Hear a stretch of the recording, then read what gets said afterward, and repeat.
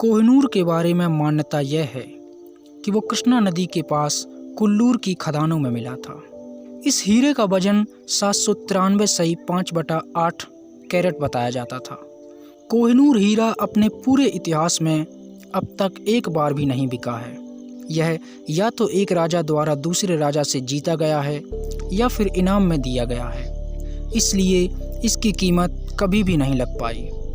कोहिनूर हीरे का इतिहास बहुत पुराना है कि यह हीरा महाभारत काल में मिला था। शायद यही वह श्यामंतक मणि था।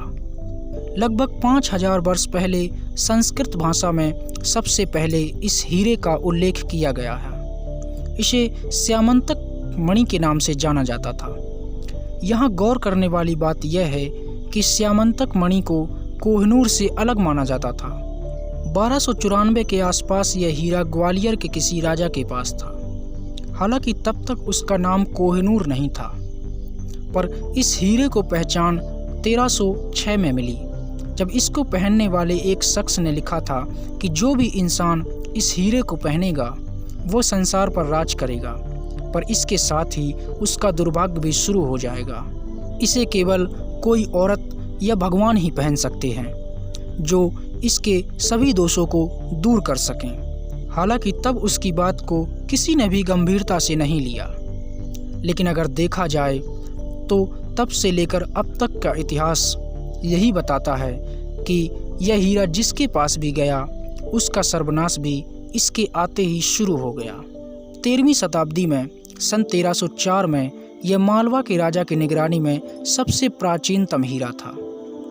फिर 1339 में इस हीरे को समरकंद के नगर में लगभग 300 वर्षों तक रखा गया। इसके बाद 1526 में मुगल शासक बाबर ने अपने लेख बाबरनामा में हीरे का उल्लेख करते हुए बताया कि उन्हें यह हीरा सुल्तान इब्राहिम लोदी ने भेंट में दिया था।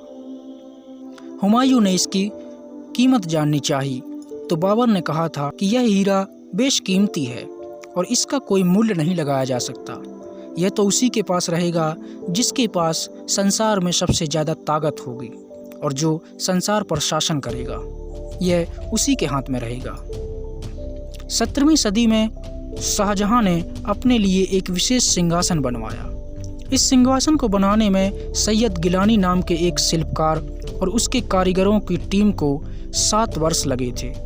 इस सिंहासन में कई किलो सोना मढ़ा गया और इसे कई जवाहरातों से भी सजाया गया। इस सिंहासन का नाम रखा गया तख्ते मुरस्सा। बाद में इसे मयूर सिंहासन के नाम से भी जाना जाने लगा। बाबर के हीरे को भी इसमें मढ़ दिया गया था। दुनिया भर के जौहरी इस सिंहासन को देखने आते थे। इनमें से एक था वेनिस शहर का होर्टोशो बोर्जिया।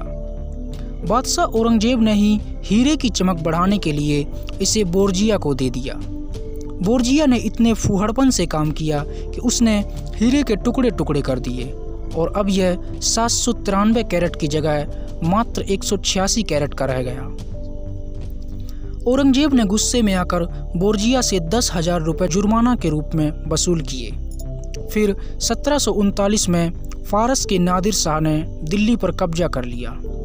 नादिर शाह के सिपाही पूरे दिल्ली में कत्लेआम कर रहे थे और इस कत्लेआम को रोकने के लिए मुआवजे के तौर पर सुल्तान मोहम्मद शाह ने उसे मुगल तोशखाने से कोई 2,50,000 जवाहरात दिए और उनमें से एक यह हीरा भी था।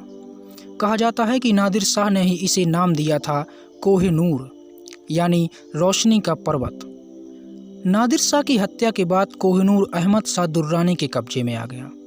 अहमद शाह दुर्रानी का बेटा शाह शुजा, जब उसे उसके दुश्मनों ने गिरफ्तार कर लिया तो वो कई सालों तक कैद में रहा। उसकी पत्नी ने महाराजा रंजीत सिंह से मदद मांगी।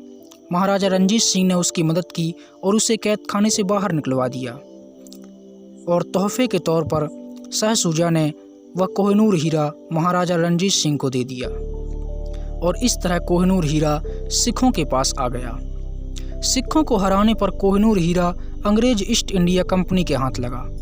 भारत पर वायसराय लॉर्ड डलहौजी ने इसे अपनी आस्तीन में सिलवाकर वो लंदन ले गया। वहाँ उसने कोहिनूर हीरा कंपनी के डायरेक्टरों को भेंट में दे दिया। कंपनी के डायरेक्टरों ने तय किया कि चूंकि हीरा अमूल्य था, इसका कंपनी के लिए तो कोई इस्तेमाल नहीं था, तो इससे बेहतर रहेगा कि इसे रानी विक्टोरिया को भेंट कर दिया जाए। कहा जाता है कि 29 मार्च 1849 को ही कोहिनूर हीरा रानी विक्टोरिया को भेंट कर दिया गया। उसके बाद रानी विक्टोरिया ने इसे अपने ताज में जड़वा लिया। तब से कोहिनूर वहीं है। आखिर यह वही समय था जब बरतानवी ताज के हाथ में दुनिया की सबसे ज़्यादा ताकत थी, और जैसा बाबर ने कहा था कि हीरा तो उसी का होगा जिसके हाथ में सबसे बड़ी ताकत होगी। तो ये थी कहानी कोहिनूर हीरे की।